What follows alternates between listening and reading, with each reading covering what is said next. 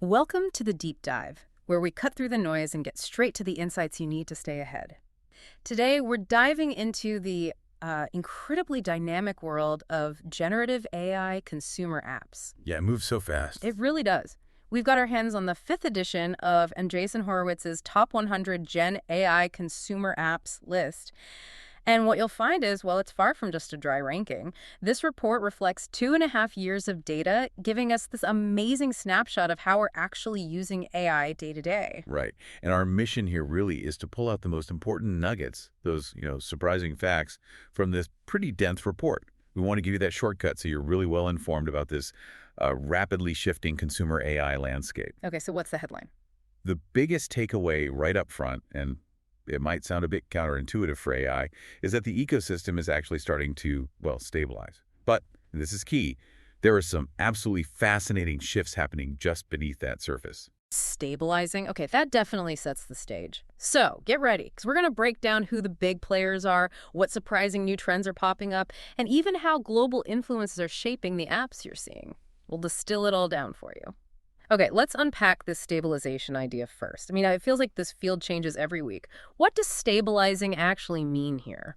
It's a great question because, yeah, stabilizing in AI doesn't mean things stop moving, not at all. What the report shows is more like a slowing rate of brand new companies entering the top list, especially on the web side. The web list saw 11 new names this time. Back in March 2025, it was 17. So that suggests maybe the initial gold rush for web-first AI apps is calming down a bit. Okay, fewer new web apps. Does that mean it's just getting harder to break in, or maybe the really big ideas are, I don't know, tapped out for now? It's probably a mix of both. Yeah. The low-hanging fruit has likely been picked. But here's where it gets interesting. The mobile list.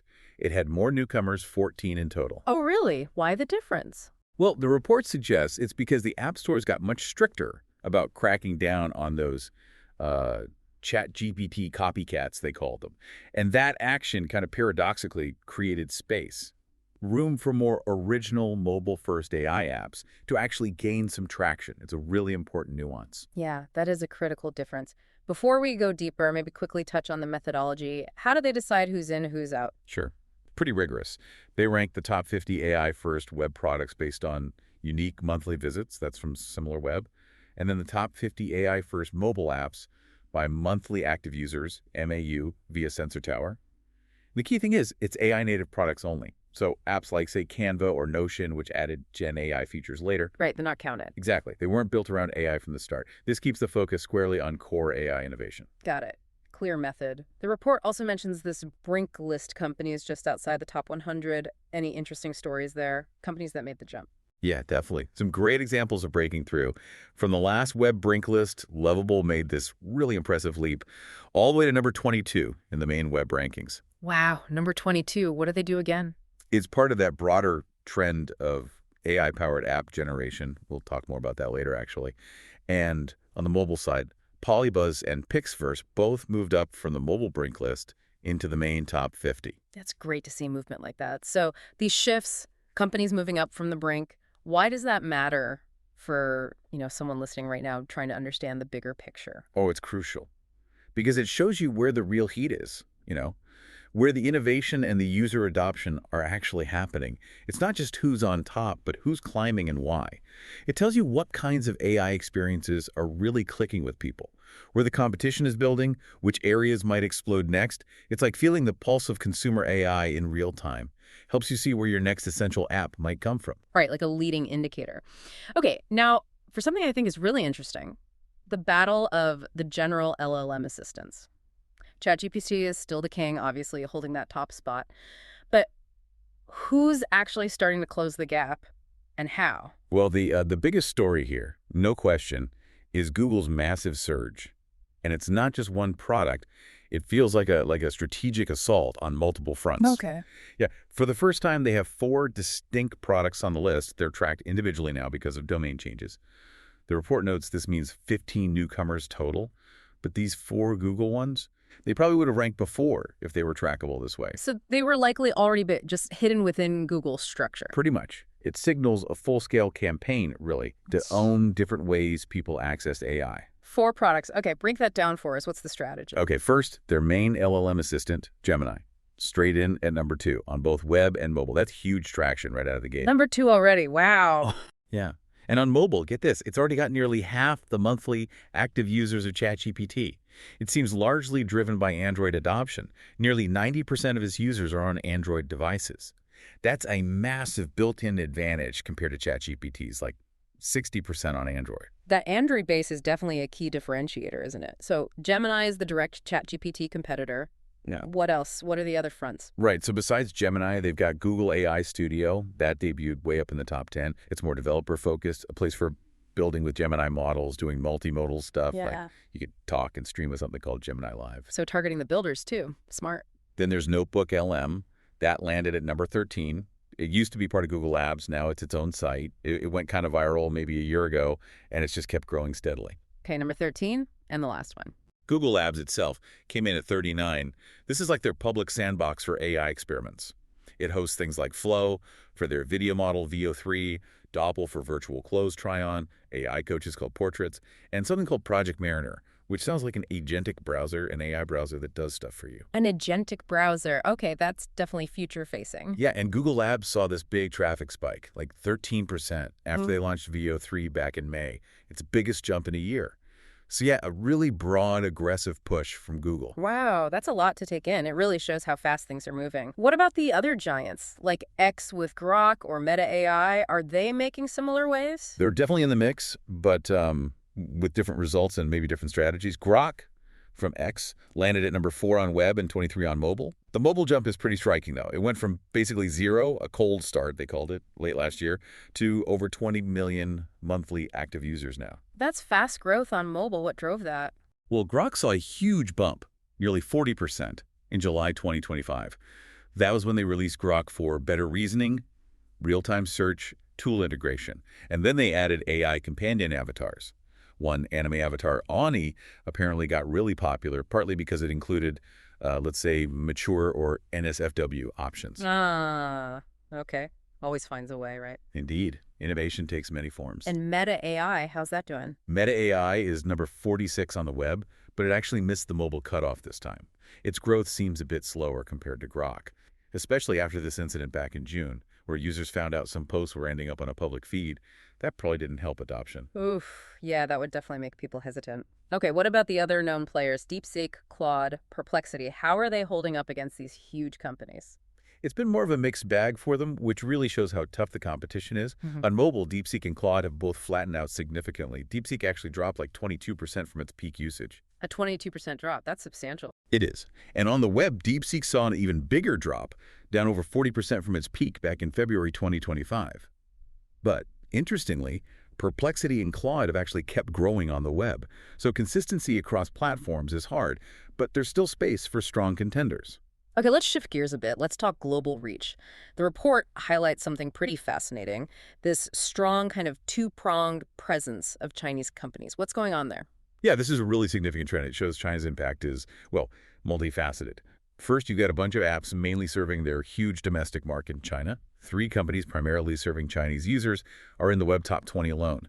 There's Quark at number 9, this Alibaba's all-in-one AI assistant. It's also 47 on mobile. Dubao, ByteDance's LLM, is number 12 on web and number 4 on mobile. And Kami, a chatbot from a startup called Moonshot AI, is number 17 on the web. So they're building huge businesses just serving China. What's driving that domestic success? Why aren't global players dominating there? Well, it boils down to China's massive population, obviously, but also access. Direct access to many non-Chinese LLMs like ChatGPT, Perplexity, Claude. It's often blocked or heavily restricted there. AI companies operating in China need licenses.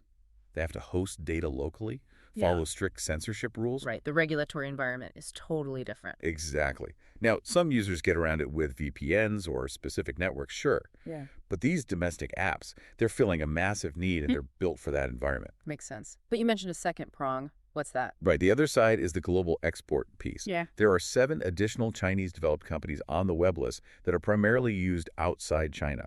Most of their usage is global. Some are even blocked in China. Really? Like who? Examples include DeepSeek and Hailuo for general AI assistance, Kling for video generation, CArt for images, Cutout Pro for image editing, and tools like Manus and Monica for productivity.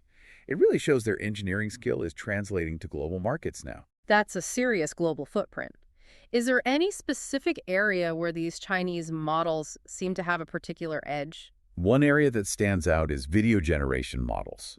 Chinese models have shown a real advantage there. The report suggests it's partly because they have more researchers focused on video, but also, critically, fewer IP hurdles. Meaning they might be training on copyrighted stuff more freely? That's the likely implication, yeah. The report does mention Google's VO3 as maybe the first U.S. model starting to challenge that dominance, and it was partly trained on YouTube data. So that's an interesting development. And this whole China trend, it's even stronger on mobile, right? That feels like a big indicator for the future. Oh, absolutely. Mobile is where it's starkest. They estimate that 22 of the top 50 mobile apps were developed in China. Wow, nearly half. Yeah, and only 3 of those are mainly used in China. The rest are global exports. And there's a heavy concentration in photo and video apps. Meitu alone has 5 different apps in the top 50 mobile lists. 5 apps from one company. Yep. Photo and video editor, Beauty Plus, Beautycam, Wink, Airbrush, all Meitu. And ByteDance is huge here too, with Dubao, Chi Gath for education tech, and Hypic for photo video editing. It just hammers home that China isn't just a massive consumer market for AI, it's a major developer and exporter, especially for visual and creative tools. Okay, fascinating stuff on the global front. Let's pivot now to something newer, maybe a bit quirky. Vibe coding. What on earth is that, and why is it suddenly showing up on these lists? Right. Vibe coding. It's essentially AI-powered app generation, using AI to help you build apps, often with a specific look or feel of vibe. In the last report, Bolt was the only one really representing this, and now it's actually slipped to the Brink list. But taking its place, Lovable, Remember Them from the Brink list jump, and Replit have both debuted strongly on the main list. It shows that creating apps themselves is becoming an AI-assisted task. Huh. Vibe coding. Sounds potentially like a novelty, though? Is it just a fleeting trend, or are people actually sticking with it? That's what's so surprising. The early data says users are sticking around. It's not just a fad. Get this. For one of the top vibe coding platforms, they looked at U.S. users, and the revenue retention was over 100% for several months after sign-up. Over 100% retention. How does that work? It means that even accounting for users who leave, the remaining users, or maybe new spending from those users, actually increases the total monthly revenue from that original group. Wow. Okay. That's sticky. That's real engagement. Definitely. It's a strong sign. It's not just a flash in the pan. So it's got staying power. Does this trend affect anything else in the AI world? Yeah, it creates ripples. These platforms drive usage back to themselves, for one. Like sites built with Replit or Lovable. If they don't use a custom domain, that traffic counts towards the builder site. Lovable's own domain traffic, for instance, would have ranked in the top 50 just from that effect. Ah, nice feedback loop for them. Exactly. And here's another cool thing. Products that are part of what they call the Vibe Coding Stack tools used alongside these platforms, even if they aren't AI native themselves, they're seeing big traffic boosts, like Supabase, a database provider. Its traffic growth has almost perfectly mirrored the rise of these vibe coding platforms over the last 9 months or so. It's like a whole new development ecosystem springing up. Okay, this raises a big question then. What's the future potential here for vibe coding? Is this just the beginning? Seems like it. The report definitely suggests there's still plenty of room for growth for new products in this space. We're talking about democratizing app creation. That's potentially huge. It's absolutely a space to keep a close eye on. All right, let's wrap up this deep dive by looking at the most consistent players. Let's celebrate the all-stars, the companies that have been in the Web Top 50 across all 5 editions of this report. These aren't just flashes in the pan, they've found enduring value. Who are they, and what does their success tell us about what people really want from AI long-term? Yeah, these are the stalwarts, the 14 companies that have just consistently delivered, and they cover a real spectrum of core human needs, which I think is telling. You've got general assistance covered by ChatGPT, Perplexity, and Poe, companionship, a deep need met by character AI, creative expression through image generation, Midjourney, Leonardo. Right, the big names there. Image and video editing for practical creation, Veed and Cutout, voice generation, 11 Labs, then productivity tools, Photoroom, Gamma, Quillbot, and finally, serving the builders and tinkerers, model hosting platforms, Civitai and Hugging Face. It shows the fundamental sticky ways AI is weaving itself into our lives. That's a really impressive list. 14 companies across 5 reports. Makes you wonder, did they all have to build their own giant foundation models to get there? That seems like a huge barrier. Great question. And the answer is nope, not at all. Of those 14 all-stars, only 5 actually have their own proprietary foundation models. Only 5? Wow. Yeah. 7 of them use models available via APIs or open source models, and 2 are model aggregators, essentially offering access to various models. It really highlights that you don't necessarily need to build the core engine from scratch to create a massively successful AI consumer product. The ecosystem supports different approaches. That's a really important takeaway for anyone thinking about this space. And geographically, where are these consistent winners coming from? Is it still mostly US-centric? It's interesting. Despite the list getting more global overall, these 14 established players, they come from just 5 countries. The US is definitely dominant, but you also have the UK represented by 11 Labs and Veed, Australia with Leonardo, China has Cutout Pro, and France has Photoroom and Hugging Face. So it's still somewhat concentrated hubs for the really enduring companies. Seems that way. And almost all of them have taken venture funding. The only exceptions are Midjourney, famously bootstrapped, and Cutout Pro hasn't raised funds either. Okay. Any other companies knocking on the door of that all-star club, showing really strong momentum lately? Yeah, they mentioned 5 others that would actually make the cut if you just excluded that very first list from 2.5 years ago. Yeah. So companies with real recent staying power. It includes Claude and Deep AI for general assistance, Janitor AI for companionship, Pixel Cut for image editing, and Suno for music generation. So more variety entering that consistent tier. Exactly. Definitely ones to watch as they keep proving their value month after month. Okay, so wrapping this all up, what does this deep dive mean for you listening right now, trying to make sense of this AI wave? We've seen an ecosystem that's, yes, stabilizing in some ways, but it's still incredibly dynamic underneath. Giants like Google are making huge strategic moves. We've seen the really complex and growing influence of Chinese apps both at home and globally. And the surprising rise of vibe coding seems to have real legs. Plus, those all-stars show us the fundamental needs AI keeps meeting. And connecting that back to the big picture for you. It just shows the blistering pace of innovation isn't really slowing down where it counts. Even the big established players face constant competition. New categories like vibe coding can just pop up and grab significant user attention really fast. And the fact that development is so global now, that guarantees we're going to keep seeing diverse products, different approaches, challenging the old ways of doing things in tech. Absolutely. It's constantly evolving. So here's a final thought to leave you with. Considering these rapid shifts, players like Grok surging, new categories emerging, what do you think the next unexpected breakthrough in consumer AI will be? And how might that change how you interact with technology every single day? Something to chew on until our next deep dive.